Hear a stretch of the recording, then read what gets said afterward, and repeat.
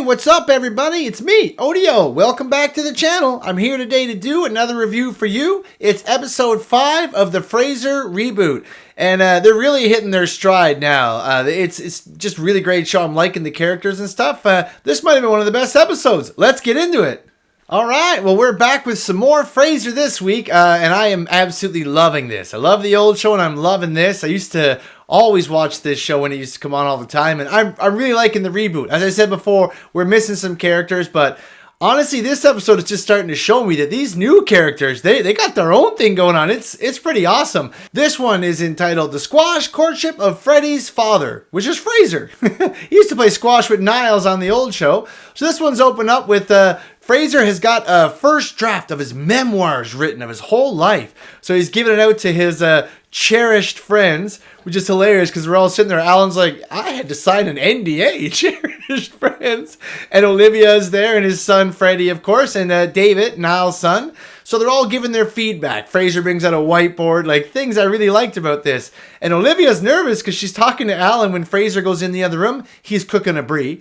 And she's like, I haven't read it. I'm feeling nervous. I don't know what to say. And Alan's like, you know what? Don't worry about it. This is really important to Frasier. Just, and he gives her a couple things that he's going to say. And she's like, oh, okay. And then Frasier comes back in and they get going and he immediately looks at Olivia. And he's like, so what did you think, Olivia?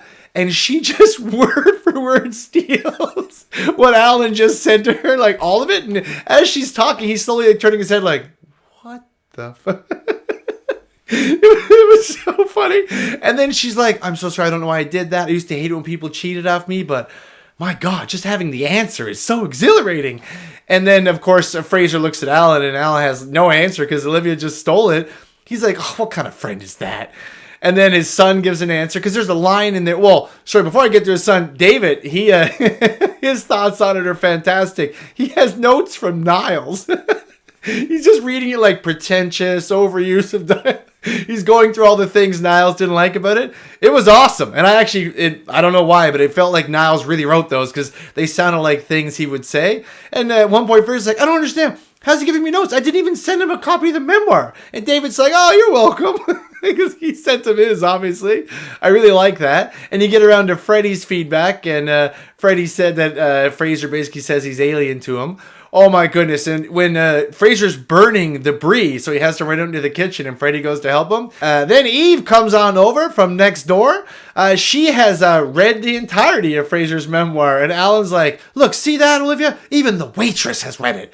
And Eve's like, oh, do you guys call me the waitress when I'm not around? Alan's like, yes. Just like deadpans it to her like, yeah, we call you that. And then she compares it to the Hungry Caterpillar. And of course, Frasier's like, it's Kafkaesque. Like the Metamorphosis. I can't believe this. Of course, she's never read that. But then Freddie's really stuck on how Frasier said he was alien to him. Because they don't have anything in common. Kind of like Frasier and his dad. Like Freddie's a manly man. And Frasier likes regular stuff like ballet and haikus about the sea. So they try to find something in common. The whiteboard then gets, reused for that, trying to find something. And they decide on squash. Because, that's probably the only sport thing Frasier's ever played, even in the old show when he was younger. So that's kind of what they're going back to. Freddie's like, yeah, I can play squash. So that's what they're going to do. But then we get on to my favorite part of the episode. Frasier's going out to the opera with Bebe Glazer. Yes, Bebe from the old Frasier, his old agent. The absolute crazy one that he hooked up with one time. She's back. Yeah, so seeing Bebe back was awesome. Just like Frasier, she's a lot older, but it's still her. You hear her voice, Ma Frasier, my favorite client. I died right away. I was like, oh, this is perfect. And they go to the opera, and Bebe always turning those wheels. She's trying to get him to go back to TV, darling. Sign up on that TV deal. They offered an extension and all this money, but Frasier's not interested. He's teaching and stuff now, but it was just fantastic. All her old schemes and stuff just came back to me. I was like, oh, yes, I love seeing her. And now she's got a daughter, so Bebe's daughter, Phoebe, Bebe and Phoebe, and she comes in and she's acting like Frasier. She's talking about the opera and things, and talking about all these old weird Frasier things like antiques, and I can't remember what her coat was called because I don't really know, but she had a similar coat to him at one point. It was so silly. She was acting just like him. And I had never seen Phoebe before. I knew that Bebe, I think they mentioned in the old show, but I don't think we ever actually saw her kid. So it was absolutely hilarious. And Frasier really liked her daughter. They hit it right off. They were talking about the opera and all that kind of stuff. And Bebe's like, yeah, well, it doesn't get that from me. she's clearly subtly hinting that this Phoebe might be Frasier. So I thought that was great. So after all the Phoebe and Bebe stuff, we get to the next day and Frasier heads out and plays squash with Freddie. Apparently they win every game, which makes sense. Freddie is probably a pretty dominant athlete. He's a firefighter and stuff. And Frasier's like, and he's like, yeah, it's the best ever. We had so much fun when they're chatting. And as soon as Freddie walks away, he goes to Alan and Olivia. It was the worst ever. He has no emotion. He wears long pants. And like Frasier wears these super short shorts where you can see his thighs. Oh, it's just like the ones he used to wear in the old one. But they're really short white shorts. And he wears like a headband and stuff. It looks ridiculous.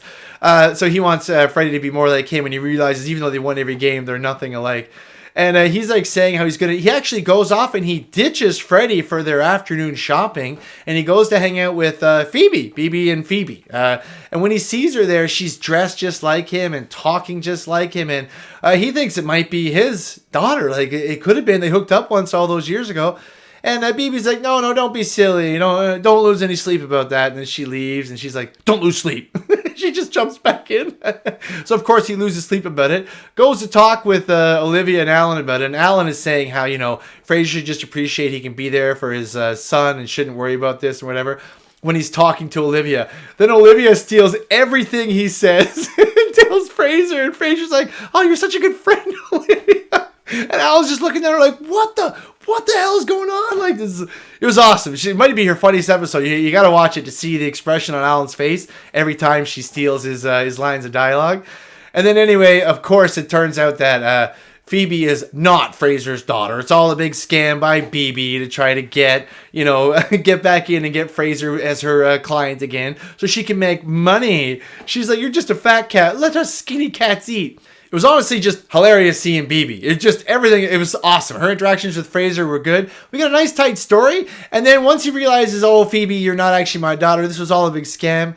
And then Bebe's like, well, it was actually her test, because she loved your memoir so much. I was going to try to let her be your agent, but clearly she failed. And then Frasier's like, oh, well, since you like the memoir, because he's super obsessed with his memoir this whole episode. He's like, since you like that, well, maybe we'll get to keep you around. So she kind of worms her way in. And then her and Bebe start talking. Then they both start talking the same. She's like, oh, I got a mom. Yeah.